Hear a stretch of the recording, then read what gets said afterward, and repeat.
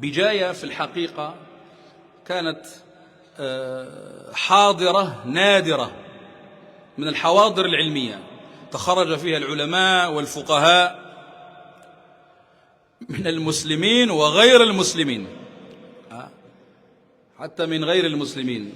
ديفنشي كان عندنا هنا في بجاية. قرأوا في تاريخ بجاية فإنكم ستقفون على العجائب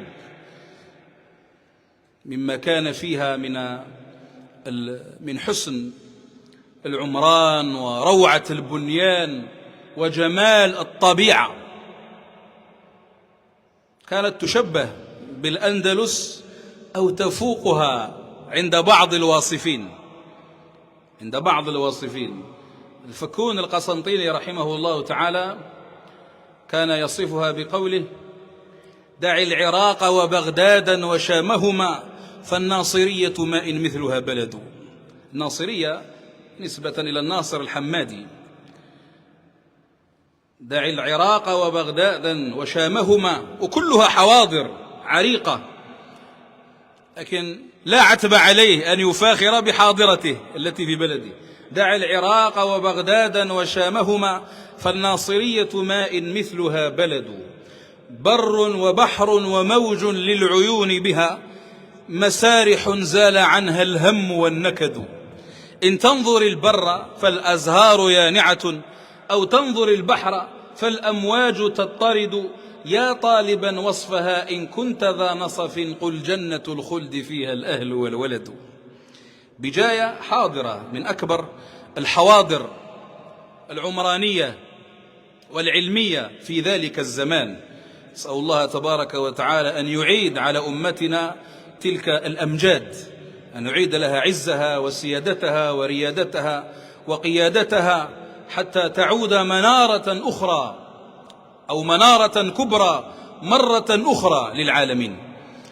كثير من العلماء تخرجوا في هذه الحاضرة.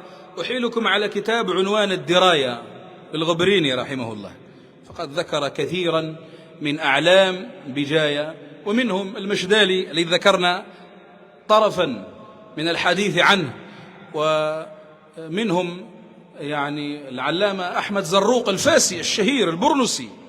هذا درس عندنا في بجاية، درس في الجزائر ودرس في بجاية، وهو من تلاميذ سيدي عبد الرحمن الثعالبي رحمه الله تعالى صاحب الجواهر الحسان. بل بعض كتب العلامة أحمد زروق ألفت في بجاية، في تامقرأ حيث كان شيخنا العلامة محمد الطاهر آية علجت رحمه الله. هذه المدرسة والزاوية أسسها جده الأبعد وليس جده الأقرب، يحيى العيدلي رحمه الله.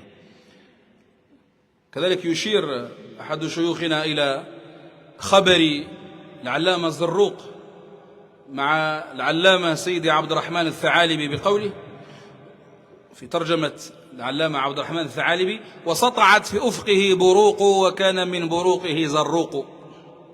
وسطعت في أفقه وسمائه، في أفق العلامة سيدي عبد الرحمن الثعالبي رحمه الله، وسطعت في أفقه بروق وكان من بروقه زروق. وهو زروق الشهير أحمد من كتبه في كل قطر تحمد. وبعضها ألف في تامقرى زاوية بها العلوم تقرى. أسسها الحبر الفقيه يحيى العيدلي به العلوم تحيا. يحيى العيدلي كان أحد كبار المفاتي في زمانه رحمه الله تعالى وأسكنه فسيح جناته. نذكر لكم أيها الأحباب مثل هذه الأخبار حتى توقنوا بهذه الرحم بين العلوم والمعارف. علماء الإسلام كان راسخا في أذهانهم عظمة العلم النافع، وعلى رأس هذا العلم علم الشريعة، وذلك نبغ فيهم العلماء والفقهاء المتفننون في فنون كثيرة، لسان حالهم: من كل علم تعلم تبلغ الأمل ولا يكن لك علم واحد شغلا. فالنحل لما رعى من كل نابتة أبدى لنا جوهرين الشمع والعسل. فالشمع نور مبين يستضاء به والشهد يشفي بإذن ربه العللا.